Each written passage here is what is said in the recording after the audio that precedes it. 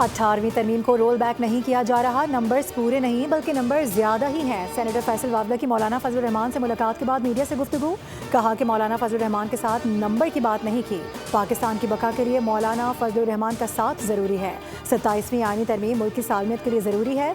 PTI माने या ना माने, ये उनका हक है।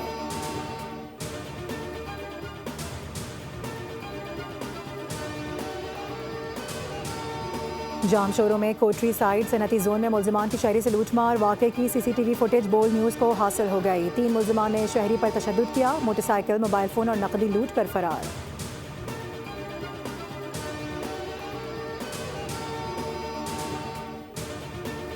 और गवर्नर बलूचिस्तान जाफर मंदुखेल से नेशनल यूथ असम्बली के वफ़द की कराची में मुलाकात, नौजवानों के किरदार, कौमी यकजहती और तरक्याती अमल में शमूलियत पर गुफ्तगू हुई। गवर्नर बलूचिस्तान ने कहा कि नौजवान मुल्क का रोशन मुस्तकबिल हैं।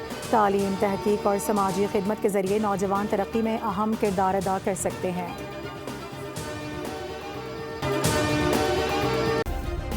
सब्सक्राइब करें और बेल दबाएं ताकि कोई खबर रह न जाए।